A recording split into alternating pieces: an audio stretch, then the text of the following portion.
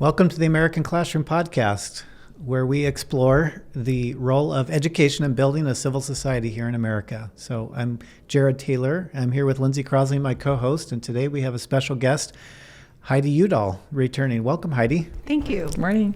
Morning. It's a beautiful day here in Arizona, and we're going to explore the learning that happens outside of the classroom, because Heidi has a lot of experience in that, and Lindsey, you do too as well. A little bit, yeah.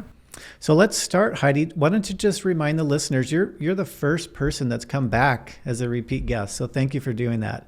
Why don't you remind our listeners a little bit about yourself and tell us about the first field trip that you remember. Okay. I'm happy to be here today because I love to travel, so that's what we're talking about. I am the principal of Heritage Academy Mesa.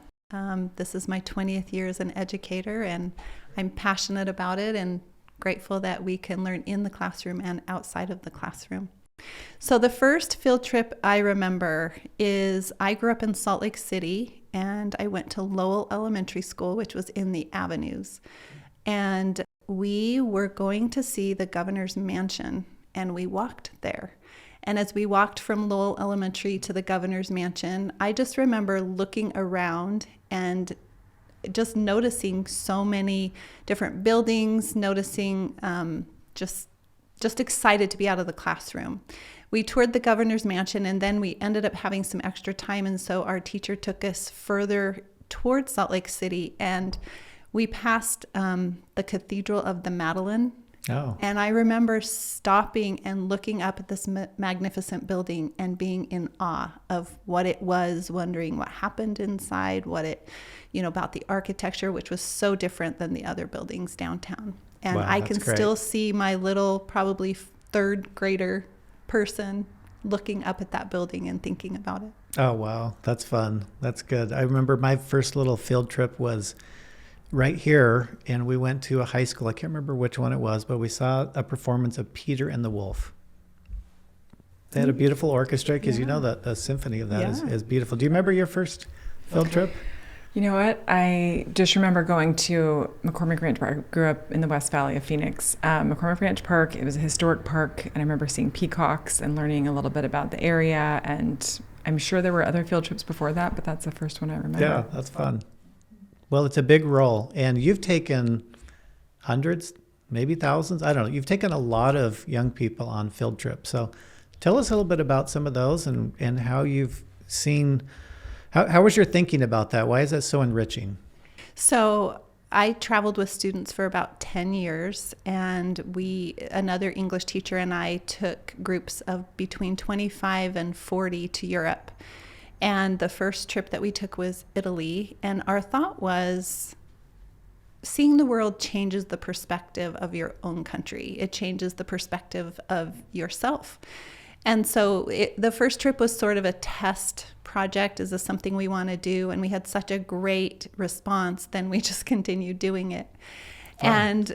And we primarily went to Europe. We did an Alps tour, Italy a couple of times. We did London, Paris, the Normandy beaches. We did Greece. And so we had a variety of places we took kids. And as I thought about, okay, what were the big takeaways, is I have a picture in my mind of myself sitting in front of Windsor Castle with one of our 18-year-olds who had just graduated from high school, who was so homesick she was practically paralyzed. Oh. And other images of kids standing in front of the David by Michelangelo and talking about what they had learned in anatomy class and how Michelangelo clearly understood anatomy. And so my motives really were to just expose kids to other cultures so that they could smell and taste and see and feel and experience those cultures, and then that gives them an opportunity to reflect on their own culture. Well, you're going to have to take me to Europe. That's one place I haven't been, and I'd love to go there. It's been around sub-Saharan Africa a little bit, which is great. But so I'll take you on a safari if you take me around Europe. How's that? Done. Well, and part of the appeal for me is my mom is an immigrant from Germany, and so I grew up in a home that had that different perspective. It's family history. Absolutely. Every time I go, I think of her. Yeah, no, that's good. Have you thought about what your life would be like without all that travel? Certainly, yes. There's a lot of people that have never really even been east of the Mississippi, for those of us in the West.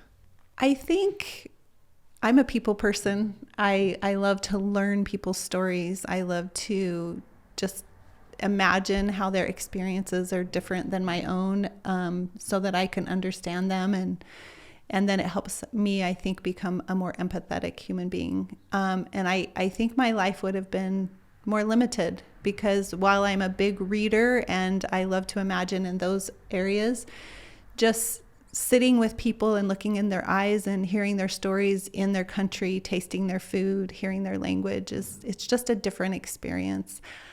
Also, I had the opportunity, when my husband and I graduated from college, we backpacked through Europe for 6 weeks. Oh, wow. And then we spent 3 weeks in the USSR in Russia. Oh. And we were convinced there was a KGB person on our tour, and maybe there was, I don't know. Interesting. But I can tell you that I had never been so grateful to come home to America, and that when we landed and I saw the flag, I became emotional, because while we'd had this wonderful experience and we had and just so many different places, what you do when I think you travel is you start to reflect on how things are different, and that's okay. And what I encourage travelers to do is don't judge the country you're in while you're there. Just be open to the experiences. Understand it. Yes. And then come home and reflect on what did you learn. And often it's when you see the differences, whether it be in governments, whether it be in foods or housing or whatever, then it helps you become more grateful. So I think my world I would have probably been a smaller person than I am now. That's a great perspective. And Lindsey, you've done some travel and learning in a little different context. Tell us a little bit about your background there. Yeah, so many, but when you were talking, it made me think of the term. I'm an anthropologist. My degree is anthropology. So there's a term called ethnocentric, where you only see the world from your own perspective. And what I love about traveling and learning about other cultures is that you get out of that. You start to see it from their perspective and other cultures. So anyway, I love that. I'm the same as you. I love learning why people are the way they are. So yeah, I did a study abroad through university and got to live in Israel. And so I lived in Israel for 4 months, and then was able to travel to other nearby countries throughout the Middle East.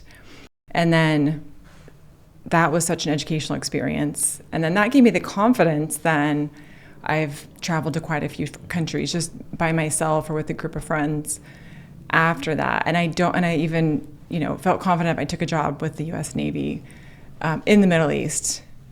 And I felt comfortable just going there by myself because I had become familiar with the culture and the people and the space. And a lot of people were, why are you going to the Middle East? And I had such a love for the people and such an interest in learning more about the area that I was really excited. And so I think that's what one of the values of doing study abroad or traveling with a group is, that you can just start with some confidence that you can be in an area, survive, so to speak, thrive in the area and find your way around despite maybe not speaking the language or whatnot. So,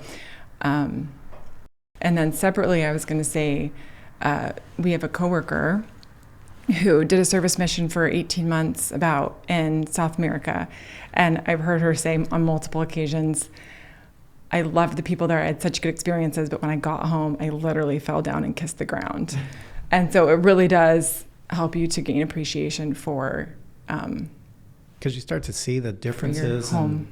And things that you appreciate. But I like your term confidence, because it really does give you a boost of confidence that your horizons and your choices, your options are much, much bigger than they were when you were, just in the hometown. Sure, you picked up some languages too, though, didn't you? So I took Spanish throughout elementary school, high school, and even college. And so when I travel to Spanish-speaking countries, I felt more comfortable and people are very patient with me in communicating. But I took Arabic when I lived in Israel. I could choose a language, and so I chose Arabic. And that really opened a lot of doors for me because people were really excited. I was learning about their culture. I was trying. They didn't have money in their schools to learn English, and so they were just so excited. I know a lot of countries aren't like that. They're like, you don't speak my language, don't even try. But it did. It opened a lot of doors. They'd be like, come to my sister's wedding this weekend. The taxi driver. And we're like, sure. Yeah.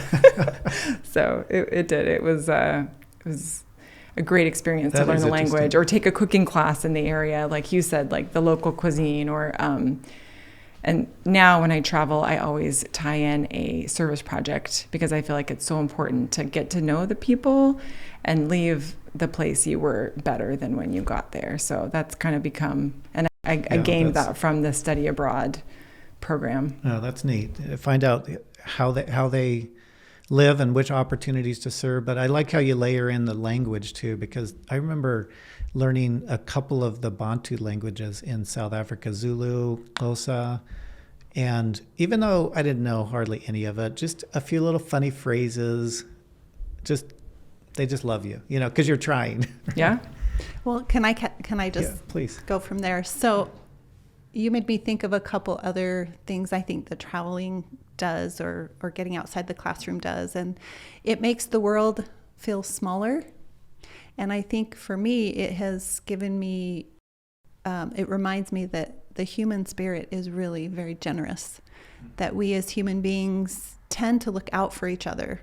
And you will have total strangers invite you into their home, into their world, into their lives, even though you've just met. And that experience has happened to me many times. And so I leave with this admiration of the human, and it's, I think, easy to get pessimistic, but I just think people are inherently good and they are inherently generous. And there's a lot of similarities. It reminds me of a time I lived in South Africa. I think I've told you a couple of those stories, but one time I was down in the Siklisha home, and this was in, they lived in Queenstown, which is between two homelands that were created under apartheid. They don't exist anymore under the new South Africa. And anyways, the patriarch of the home was a school principal, an elementary school principal. But he and I found out that we both loved jazz. And he had a trumpet. And so we had an hour jam session for a little bit. We pulled the trumpets out. He was a big Miles Davis and Quincy Jones fan. And so we just enjoyed. So even though that was on the other side of the world, there was a lot of similarities and a common love of music. Just super fun. Yeah, that was a lot of fun. Miss Udall. Yes. Your principal role. Yes. You promote tours at every grade level in your school. Tell us a little bit about how you've seen that experience enrich the lives of your scholars. Okay. So do you want me to talk about the different grade level tours or more just answer the question? But either way, however you want to take that. Okay. Yep. So our junior high scholars, our 7th and 8th graders, they tour the state that they live in, which is Arizona. And they have the opportunity to either go and explore northern Arizona or southern Arizona. And when we go on those trips, it gives them the opportunity to spend the night in a hotel away from mom and dad. They ride on a bus, they're with a group, and to Lindsey's point, that opportunity away from home and supervision of their parents gives them confidence that then when you offer a longer trip or a different experience, they have that confidence that I can do it. Sometimes that's their first time away from home overnight. Absolutely. Besides grandma or cousins. Absolutely. And also, I think it gives them pride and ownership in their state, because as people refer to different places, they have context for it. They know, oh, that's in northern Arizona. The Grand Canyon's in northern Arizona. Bisbee and the mine is in southern Arizona. So they learn the geography of their state. And then again, that reinforces their confidence of knowing something. It feels good to learn things. And then just... well, seeing the Grand Canyon in person and in Arizona highways or in a picture book are two completely different things. Absolutely, because it is so Unbelievable. vast. Well, and then like the Pink Jeep tour that they take in Sedona. Oh, that's fun. It's so much fun. And so these are opportunities they may never have in other, because we don't know what their family situations are like, or they get these opportunities and experiences that they may never have. So that's the junior high. Yeah. And then in our high school, we have Puerto Rico, and we have, and that's a language science tour. So they can practice the language that they're learning in class. The two languages we offer, Spanish and French. But again, to be speaking to a native speaker in their country, practicing the Spanish that you've been studying off a worksheet is a very different experience. Two different things. Yes. All Spanish is not created equal. No, it's not. That is true. And to be eating, food in Puerto Rico that was prepared there in their culture, in their country, is not the same as trying to simulate that in your classroom.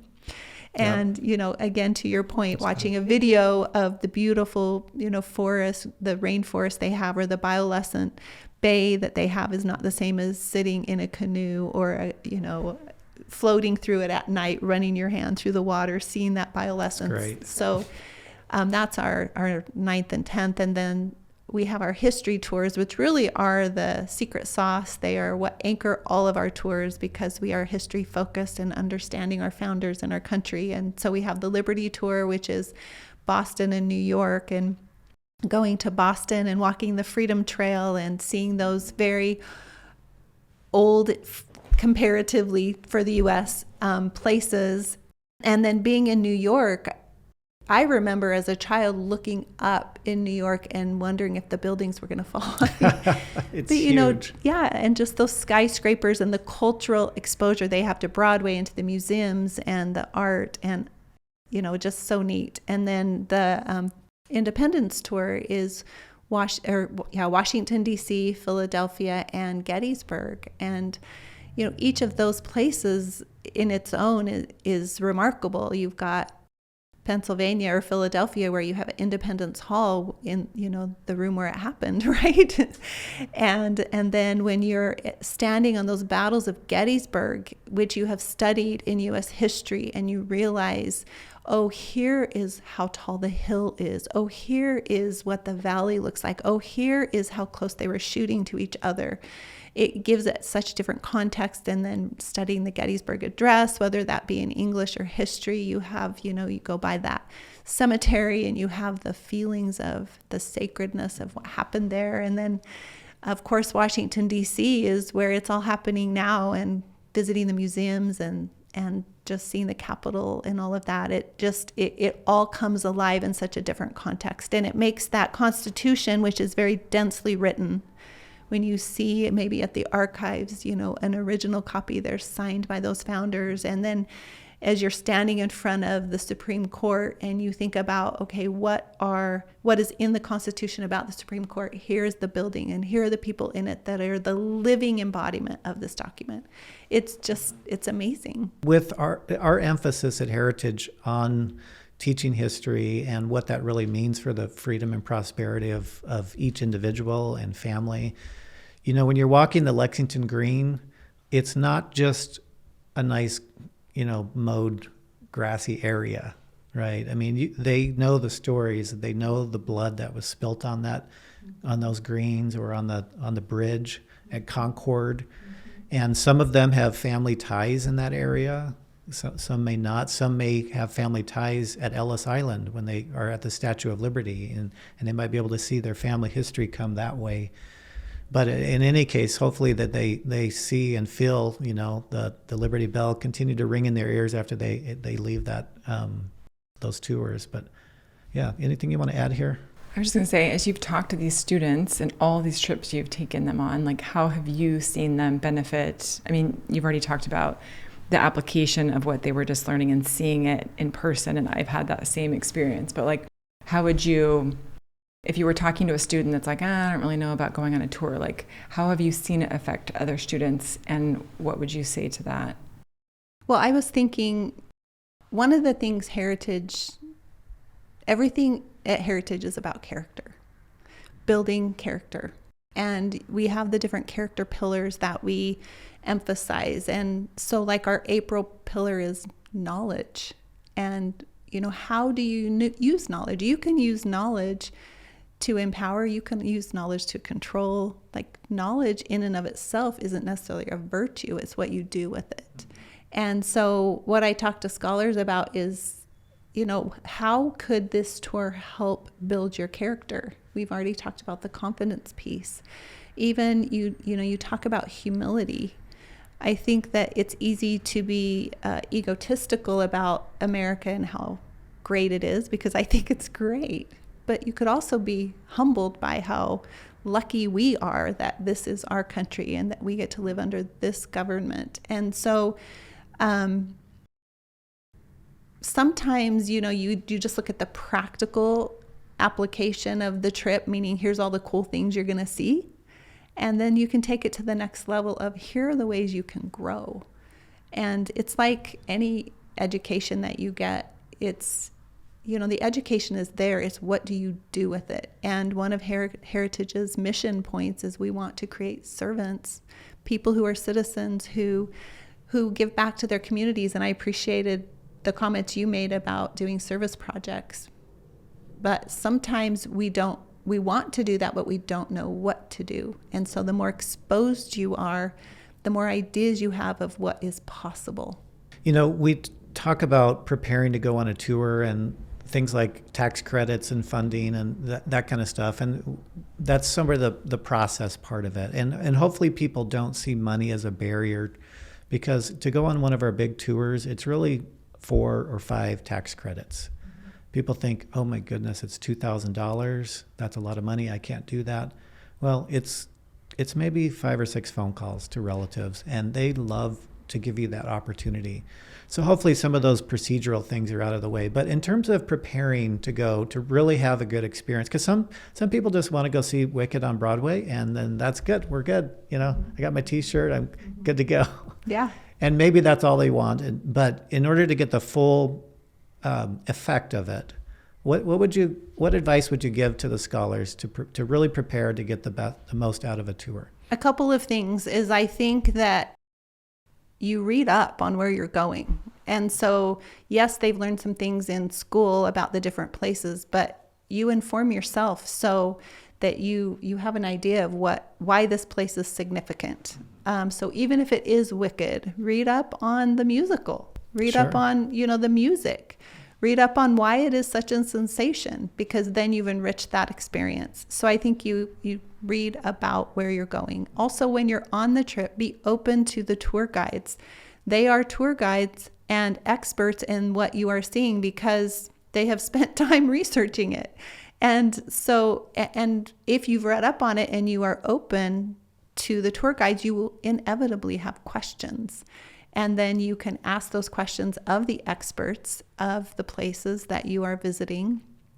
And I'm glad you mentioned that. Let me just add, one time we were in New York, and the tour guide that got on happened to drop the fact that she had a big background in jazz. Mm-hmm. And so I said, hey, can you just layer in commentary about the jazz scene in New York with all the historical scene? Don't drop any of that. Yeah.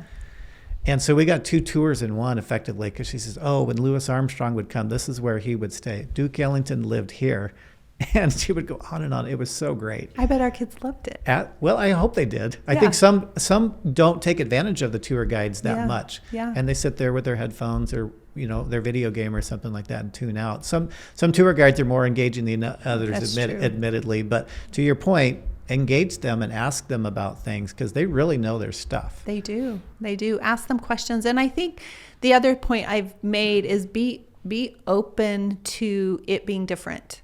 Because it's very easy to, well, the food is this way and I don't like it, or the bed is this way, or I don't know why this is so cool.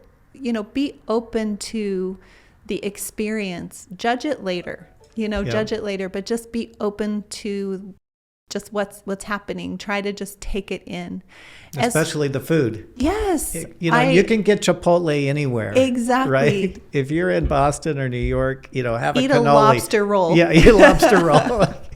Yes, New York. And maybe you don't like it, but you've at least enjoyed it. That's right. We were in Paris with a group and we went to a place that had escargot. Oh, okay. And we had a couple of students try the escargot and they did not like it, but they tried it. And I appreciated that, snails probably wouldn't be top of my list either, but there you go. They tried it because in Paris, that was one of the specialties. Yeah. No, I like that. Be open to the cultural enrichment because you might like it. You might. Also, I think there's fear in the unknown. And one of the notes I jotted for myself in preparation for this is that Heritage makes it very easy to travel.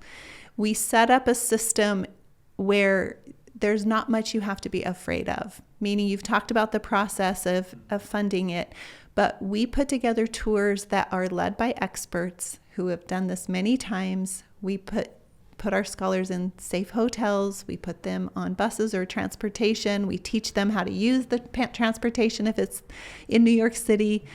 We talk about the buddy group. And so we try to predict any of those uncertainties as much as we can, but it's a very easy way to travel. And then once you have traveled in a group where mostly everything's done for you, you just really have to show up and take it in. Then you can build the confidence to go explore on your own. So it's a great first step to open that door for travel. That's fun. And I think only about a third of our scholars are really participating right now. And I think others, they might travel separately, which is great, but I think there's a lot of people that reflect on their time at Heritage and they do point to these tours as that was an opportunity that I never would have had and never have had since then because of the way that we packaged it over 30 years. I mean, we really have those tours densely packed with, you're not going to do that much probably even if you do it yourself. Right. And not to diminish what happens in the classroom because, I value what happens in the classroom. I used to say to my English students, you probably aren't going to remember these essays that you wrote. You might remember some of the books that you read, but I guarantee you will remember your extracurricular activities. So take advantage of those. So as our Heritage scholars reflect on their Heritage experience, those who went on tours, they absolutely will remember those memories they made with their peers and the places that they saw and just hopefully the understanding that they gained. Yeah, their experience. And they should hopefully they write a good little journal log or what they learned or what they're grateful for. And thank you each for reflecting on that. I like your theme of confidence and gratitude. And anything else you want to add as we just wrap up this little fun reflection on tours and the value of experiential learning outside the classroom? I was just going to add, I also agree with preparing ahead of time. And obviously if it's a school trip, then you've been learning about the place you're going to travel. After college, I was in Thailand traveling, and our visa didn't come through to go to Vietnam, so we ended up getting on a plane to Cambodia, and I just picked up a book on Cambodia. And so we get to these cool temples and these wats, and we're exploring, and I'm trying to flip the book and read and figure out the history of the Khmer Rouge and all, what happened to these places. And it was just not as good of an experience because it was an impromptu trip, and it was still a great trip. But if you just learn and prepare before you go, it's such a better experience overall. And so, yeah. Okay, so will you restate the question? Well, just we're just kind of wrapping up. Just final thoughts or anything else that you'd like to add that we haven't touched on here about the value of learning outside the classroom. Yeah. So I brainstormed some ideas of what travel has brought to my life or what learning outside the classroom has brought to my life. Great. So some of those are compassion, confidence. It's a great place to network. You learn grit. It gives you perspective of, how big and small the world can be. I think you develop independence, appreciation, and friendships. Nice. So just a little anecdote. My family, because my mom is from Germany, we did go to Germany when I was growing up to visit my grandmother. And I remember it was the Christmas between my junior and senior year. It was the only Christmas I spent with my grandmother, that we flew to Germany, my family, and we spent it with her. But on our way, we stopped in Belgium.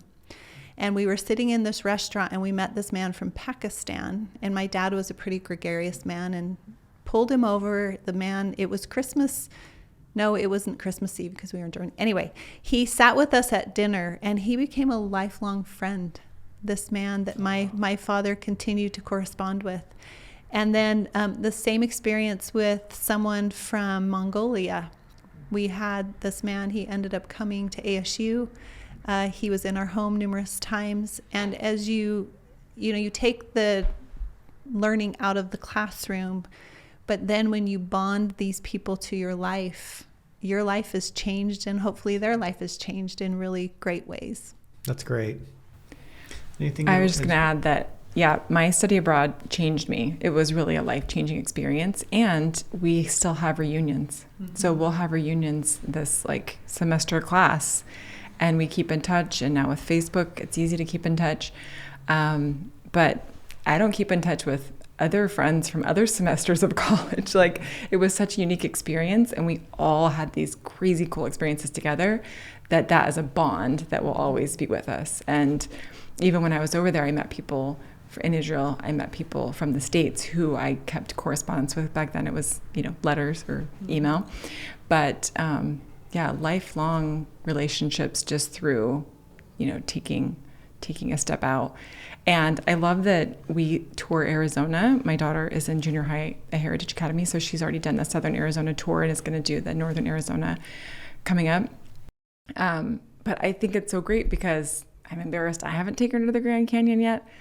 But growing up, I didn't ever go to the Grand Canyon. And then the first time I traveled internationally and people asked where I was from, and I said Arizona, and they're like, oh, the Grand Canyon, what's that like? And I was like, I've never been.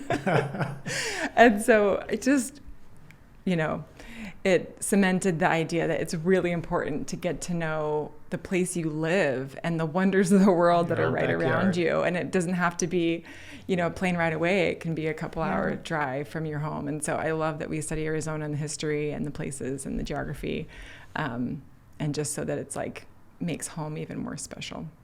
And to capitalize on that, we had a tour guide in Italy. Her name was Nancy, and she was phenomenal.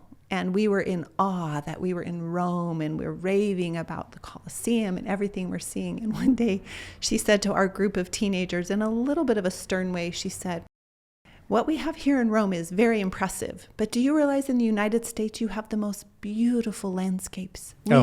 We Europeans go to the United States to visit your landscapes, and you come to Europe to visit our history. So appreciate what you have, especially since she knew we were from Arizona. Interesting. Yeah. Wow, that's great. Thank you for those stories. Thanks. That was fun to listen and learn from each of you, and those themes are very valuable. So we hope that people listening to this will be excited about tours. Wherever you are, make sure you see what your school offers or your community offers. There's definitely community tours as well. And don't forget your backyard. That's right. Don't forget what's right in your very own backyard. It might seem mundane until you go there and realize, wow, I'm sitting on this little diamond just right in the backyard. So thank you again. And those of you that are listening, if you like what you heard, please subscribe on your favorite podcast player. And thank you for listening. Thank you.